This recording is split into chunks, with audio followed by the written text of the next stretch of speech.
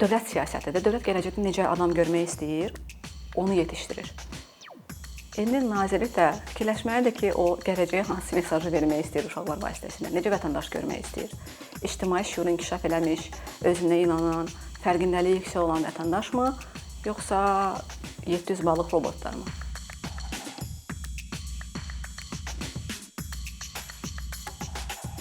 Aynura xanım, salam, xoş gördük sizə ikincidə. Təhsil sektoru Azərbaycanda əmək bazarında kifayət qədər önəmli bir yer tutur. Rəsmi rəqəmlərdən də görünür ki, Azərbaycanda təxminən 1 milyon 700 min muzlu, yəni əmək müqaviləsi ilə işləyən işçi var və bu iqtisadi sektorlar arasında ən çox muzlu işçi təhsil sektorundadır. Xüsusilə qadınların məşğulluğu baxımından təhsil sektoru çox vacibdir.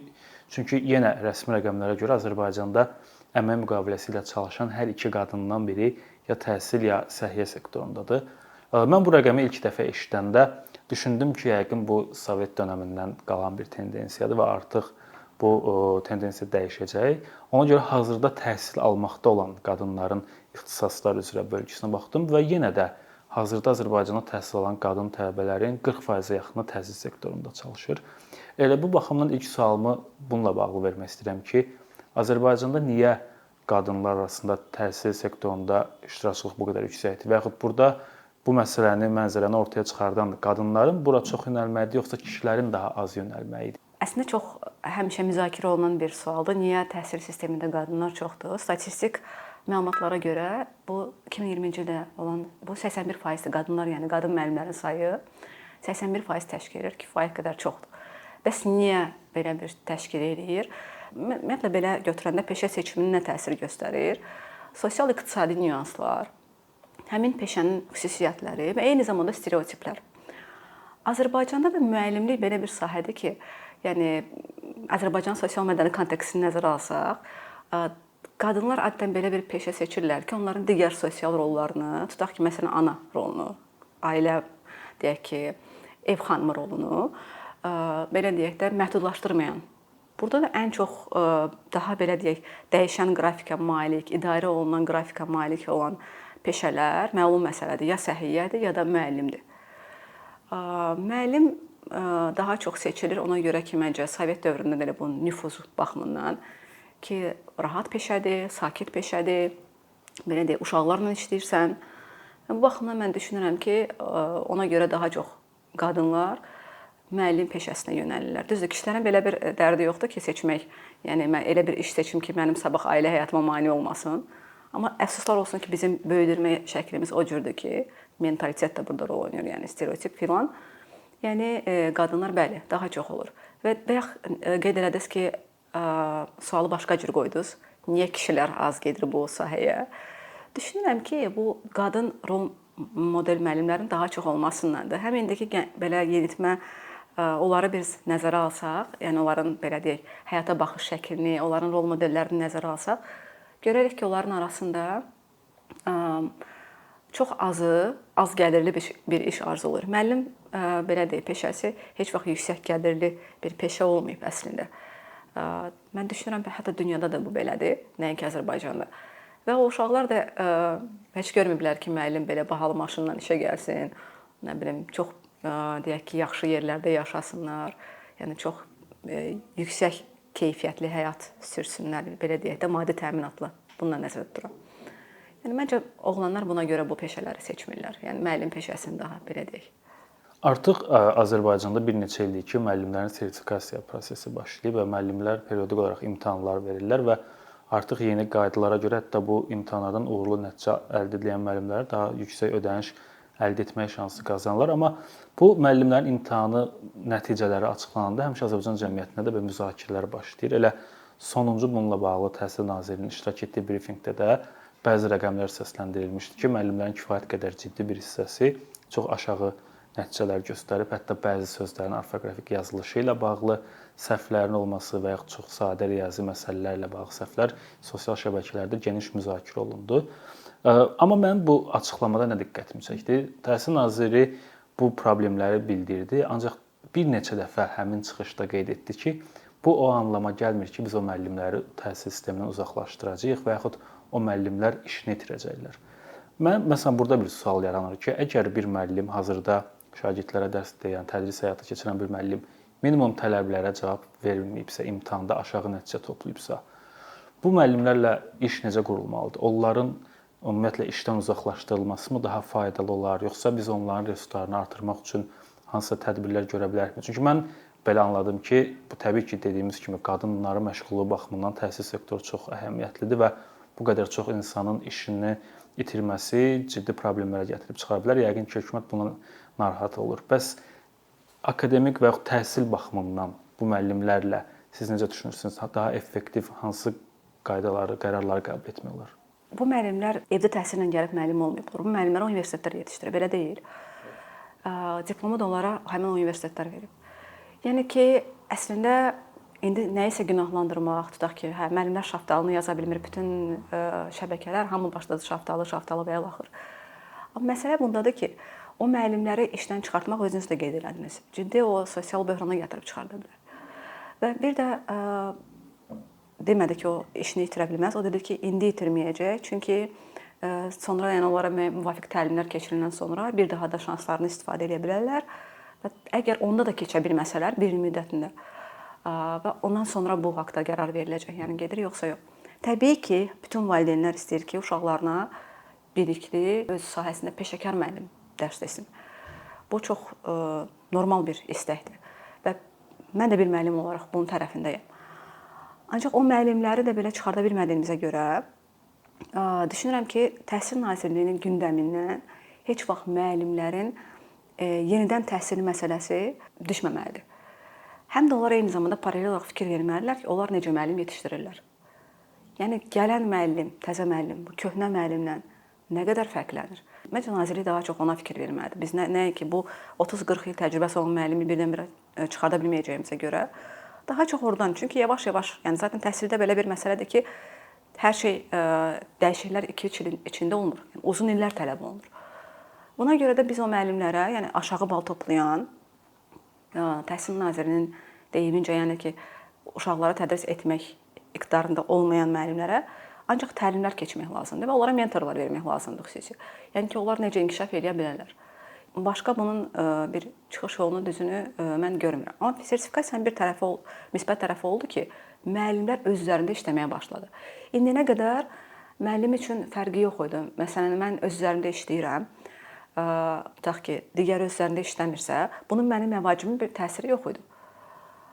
Yəni mən nə karyera, deyək ki, ambisiyalarıma, nə deyək ki, məvacibimə bir təsir yoxdursa, burada mənim marağım niyə olmalıdır ki, mən özümü inkişaf elətdirim? Sırf insani perspektivdən baxaq da buna. Özünü reallaşdırma marağı yox idi. Ancaq indi görəndə ki, belə bir perspektiv var, müəllim başladı oxumağa nəzəriyyələri, təhsil nəzəriyyələrini, başladı nə bilim digər öz peşəsinə bağlı son məlumatları öyrənməyə və bu çox gözəldir, həqiqətən çox gözəldir. Sadəcə burada bir nüans yaranır ki, düzdür, sertifikasiyanın bir test mərhələsi, bir də müsahibə mərhələsi oldu. Müəllimlər də müsahibəyə də hazırlaşdılar, testi də hazırlaşdılar, yəni ki, digər müəllimlərlə. Mən o nəzəriyyəni öyrəndim. Müsahibədə bunu demə, onu öyrəndim. Bəs yaxşı, mən onu sinifdə nə qədər tətbiq edirəm? Bu hissəsindən maraqlanan varmı? Deyəcəksiniz ki, məktəb rəhbərliyi, məktəb rəhbərliyi bunu qiymətləndirəcək bilik və səriştəyə malikdirmi? Bax, bu da məni həmişə narahat edir. Məktəb rəhbərliyi müəllimdən daha biliklidirmi? Bəs o öyrəndiklərini sinifdə tətbiq etməməsinə hansı səbəblər yol açır maraqlıdır? Yəni sadəcə olaraq müəllimin içində məsuliyyəti ilə bağlı fərqindəlik yoxdur. Biz deyirik belə sözgərici olaraq insan memarıyıq, nə bilim nəyi, belə bir şeylər. Ancaq nə qədər müəllim bunun içində hiss edir ki, mən insan yetişdirirəm. Bir TED çıxışda baxmışdım ki, deyir, siz əgər müəllimsinizsə, siz əgər valideynsinizsə və himayəçisinizsə, çox şanslısınız. Çünki gələcəyə mesaj vermək şansınız var. Bəs nə qədər müəllim başa düşür ki, bu uşaq mənim gələcəyə mesajımdır. Mən nə mesaj vermək istəyirəm? Yəni nə qədər müəllim bu haqqda fikirləşir? Nə qədər müəllim işinin fərqindədir? Nə qədər müəllim özünün fərqindədir ümumiyyətlə? Yəni məndə o dəyər varmı öyrətmək olaraq? Bu məsələlər düşünürəm ki, çox önəmlidir. Bəli, təhsil məsələsi müzakirə ediləndə tez-tez gündəmə gələn bir mövzuda məktəbin uşaqlara hansı tip bilikləri ötürməsi məsələsidir. Çünki Tez-tez tənqid olunur ki, Azərbaycanda şagirdlər əzbərçiliyə öyrəşdirilir, müasir dəyərlər fərqlidir. Ümumiyyətlə mənə maraqlıdır ki, bu müasir modern təhsil nəzəriyyələrinə görə məktəbin funksiyası nədir? Yəni məktəb şagirdlərə hansı tip bilik və bacarıqları qazandırmalıdır?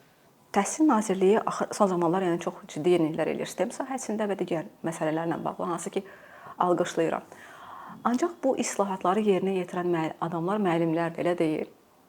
Yəni sən çox şey gətirə bilərsən, ancaq onu sinifə apara biləcək insan müəllimdir. Bu islahatlar o müəllimlərlə düzgün kommunikasiya edilirmi?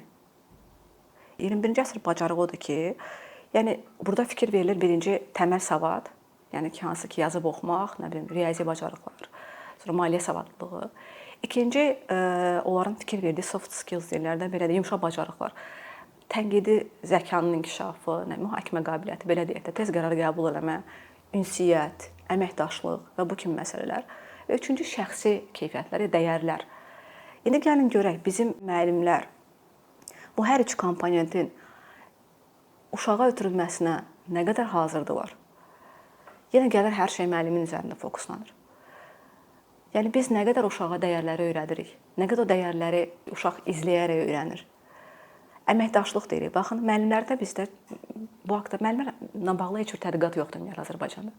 Əgər mən inanaram ki, nazirlik o vaxt səmimidir ki, müəllimlərin ehtiyacını öyrənir həqiqətən və ona uyğun bir belə deyək də təlimlər verir və o təlimlər də keyfiyyətli olmalıdır. Mən görürəm iş yoldaşlarımla da hələ də ünsiyyətim var, mən necə təlimlərə qoşulurlar. Nə qədər keyfiyyətlidir o təlimlər? Nə verir doğrudan o müəllimə? O müəllimin işdən sonra onsuz nə qədər yükü var və üstəgəl o təlimə qatılması, o müəllimə bir şey dəyişdirilmir onun səriştəsində, peşəkarlığında. Bunlar sorğulanmalıdır. Və tutaq ki, belə deyək də, o kitablarda ki var tənqidi zəkanın inkişafı. Nə qədər müəllim bilir ki, tənqidi zəka nədir? Necə kritik, deyək ki, hər nəyisə, tutaq ki, bir materiala necə kritik münasibət göstərmək olar? Müəllimlərin özlərinin əməkdaşlığı hansı səviyyədədir ki, uşaq ona aşılasın? Məsələn, mənim işlədiyim dövrdən tutaq ki, mən düşünürəm ki, yadıma salıram. Bir müəllim o birisindən soruşmağa çəkinirdi ki, deyəcək, mən zəifəm. Bizdə ümumiyyətlə belə bir komplekslərlə böyüdülük də uşaqlıqda. Müəllim başa düşməli ki, yazan Google deyil.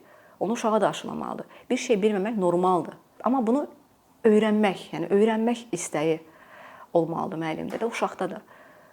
Biz bilirik ki, uşaq gününün yarısını məktəbdə keçirdir. O müəllimdən nə isə görürsə onu. Nə qədər müəllimlər çox əməkdaşlıq eləyəcəksə, bir-birindən çox öyrənəcəksə, uşaq da ona baxacaq və onu eləyəcək istər-istəməz. Uşaq çox şey məktəbdə öyrənməlidir, evdə yox. Çünki valideynlərin hamısı ali təhsil deyirlər, pedaqogiya, psixologiya bilmirlər. Ancaq məktəbin borcudur ki, 21-ci əsr bacarığını uşağa öyrətsin. Ancaq necə? Yəni təqdimat bacarıqları tutaq ki, kommunikasiya bacarıqları öyrədilirmi məktəbdə düzgün şəkildə? Yəni bundan kim məşğul olur? Bax, bunlar mənə düzgün desəm biraz sual altında qalır ki, uşaqlar dövlət məktəblərindən söhbət gedir, mən özəlləri bilmirəm. Dövlət məktəbində uşaq 21-ci əsrə hazırlanırmı? Yəni biz gələcəyin vətəndaşını deyirik, yəni nə qədər hazırdır? Yəni adi növbəyə durmağı biz uşağa öyrədirikmi məktəbdə? Azərbaycanda ümumiyyətlə mənim müşahidələrim belədir ki, təhsil sistemi daha çox tənqid olunur. Xüsusilə bu buraxılış imtahanları və yaxud qəbul imtahanları ilə bağlı nəticələr açıqlananda statistik rəqəmlərdən də görünür ki, kifayət qədər ciddi bir hissəsi şagirdlərin və abituriyentlərin çox zəif minimal nəticələr göstərirlər.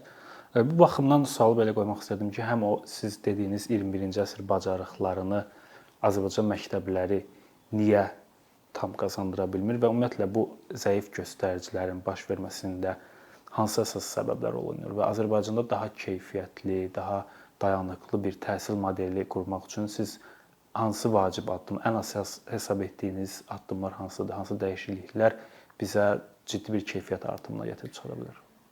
Bizdə birsiz məsələ nədən ibarətdir? Mən bunu Amerikaya gedəndə də gördüm. Orada bizi məktəblərə apardılar və mən orada doğrudan çox ciddi, yaxşı məndə bir şok yaşadım ki, onlar bir tarix dərsini məsəl üçün bir neçə dəfə keçirlər. Bir mövzunu tutaq ki, bir semestr ərzində. Mən soruşdum, niyə bəs bir mövzunu da neçə belə keçirsiniz? Onlar dedi ki, tutaq filan müharibəni keçirirsə, hər perspektivdən o müharibəni uşaq araşdırmalıdır. Məsələn, mən Gürcüstan müqaviləsini uşaqlara öyrədirəm. Biz onu Azərbaycan perspektivindən ancaq öyrənirik. Nə onun Rusiya perspektivini, nə İran perspektivini. Birinci, bizim uşaqların dil bacarıqları zəifdir. Yəni əslində siz ingilis dili proqramına baxsaz, mən məktəbi qutaranda pre-intermediate səviyyəsində danışmağı bilməliyəm. Bilirəmmi? Yox. İkinci məsələ odur ki, yəni Azərbaycan dilindən məlumatlar məhduddur da, yəni ki, mən istərsəməz İranın perspektivini öyrənmək üçün ingiliscə araşdırmalıyam və yaxud da ki, heç olmasa rusca araşdırmalıyam tutaq ki. Azərbaycan dilində məlumatlar məhduddur. Uşaqlara sorğulamağı öyrətmirik. Yəni uşaq səhv Einstein deyirdi ki, bizim heç vaxt dayandırmalı olmadığımız belə deyək məsələ, həmişə izləməli olduğumuz məsələ uşaqların sorğulamaq qabiliyyətidir. Yəni biz onu uşaqlara öyrədirikmi? Niyə? Nə üçün? Yəni bizim bir müəllimimiz vardı, professor bizə dedi ki, niyə sualı möcüzələr yaradır. Yəni uşaqlar sorğulamır. Yəni sadəcə əzbərləyir. Bilir ki, tutaq ki, falan sahə gəlirlidir. Heç dəyərləri də ora qatmır peşə seçəndə. Çünki ona heç kəs onu öyrətmir. Necə mənə deməmişlər bunu. Və gəlir peşəsini seçir, sonra da birdən ayılır ki, 4-cü kursda əslində onun heç ədalət hissi yüksək deyil, əslində o hakim olmaq istəmirdi. Və yaxud da nə bilim, uşaqları sevmir, yəni müəllim, amma müəllim oxuyub yəni. Buna görə də yəni düşünürəm ki, niyə bununla bağlı biz komplekslə necə yanaşmalıyıq? Uşaqlara fərqindəliyi aşılamalıyıq. Məsələn, mən Britaniyadan gördüm ki, məktəblərdə onlar uşaqlara hər şeyin fərqində olmağı öyrədirlər. Nəyi, nə üçün, niyə edirəm? Ümumiyyətlə özünlə birinci, özünü öyrənməlisən. Bunu bizə heç kəs öyrətmir ki, sən birinci özünü başa düşməlisən, sonra ətrafa başa düşməyə cəhd göstərməlisən. Və bütün bunlar baş verəndən sonra baxırsan ki, dünya necə işləyir. Daha digər şeylər sonra gəlir. Bu maraq, nə bilim, deyək ki, necə deyim, dözümlülük deyirlər də, tutaq ki, uğursuzluqlara dözümlülük və ilaxır. Biz bunları uşaqlara aşılamadıqca ancaq robotlar məncə yetişdiririk. Yəni buna görə də yəni uşaqlar neçə bal topladı, ay nə bilim, necə deyim sizə, o uğurlar, nailiyyətlər, məsələn 700 ballıq uşaq mənim üçün uğur deyil. Sən gəl o uşağı 30-dur söhbət elə görə o nə qədər başa düşür hər şeyi. Nəyin niyə oxuduğunu, necə başa düşür. Yəni biraz sorğulamağa öyrətsək, yəni məncə hər şey çox yaxşı olacaq. Uşaq başa düşür mən niyə Azərbaycan dilini öyrənməliyəm? Mən niyə riyaziyyatı öyrənməliyəm? Mən təməl savad niyə lazımdır? Yəni bunları məncə bizə öyrətməliyik onlara, ancaq sorğulamaq. Ondan sonra hər şey yoluna düşəcək. Yəni birdən-birə də bir fantastik planlar da demək istəmirəm. Çünki yəni bura Azərbaycandır, maliyyə məsələləri var və digər məsələlər və təhsil uzun zaman alır. Sadəcə bu balaca məsələlərdən başlasaq biz, kiçik məsələlərdən, düşünürəm ki, çox ciddi uğurlar əldə edə bilərik bir neçə ildən sonra yəqin ki.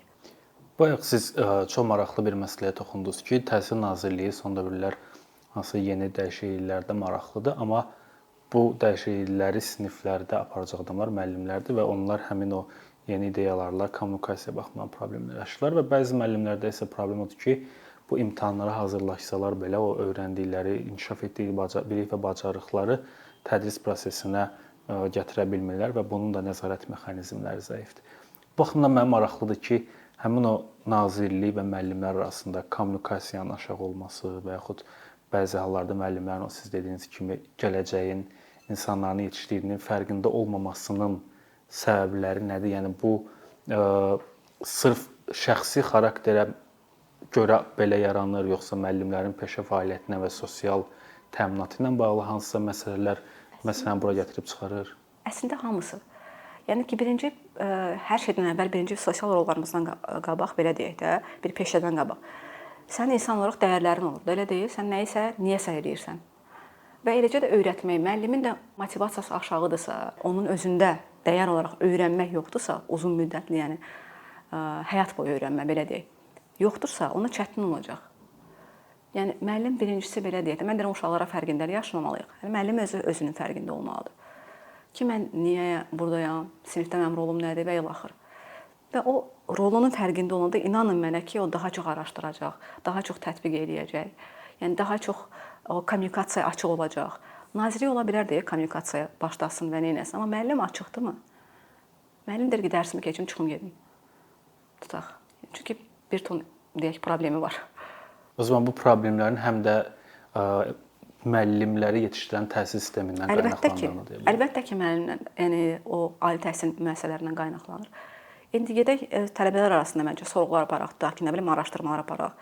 Yəni o tədqiqat məsələləri çox əhəmiylidir. Yəni bunu nazirlik aparmalıdır ki, bilsin onu nə gözləyir gələcəkdə. O təhsil belə bir necə deyim, belə bir nüansdır ki, dövlət siyasətidir. Dövlət gələcəkdə necə adam görmək istəyir, onu yetişdirir. İndi nazirlik də o bayaq mesaj vermək dedim. Fikirləşməlidir ki, o gələcəyə hansı mesajı vermək istəyir uşaqlar vasitəsilə, necə vətəndaş görmək istəyir. İctimai şüur inkişaf eləmiş, özünə inanan, fərqindəliyi yüksək olan vətəndaşmı, yoxsa 700 balıq robotlarmı? Nə görmək istəyir? Yəni bu suallardır əsas. Çox sağ olun Aynur xanım, çox maraqlı söhbət üçün təşəkkür edirəm. Çox təşəkkür edirəm mən dəvət üçün. Çox sağ olun fikirlərimi aldığınız üçün. Minnətdaram. Sağ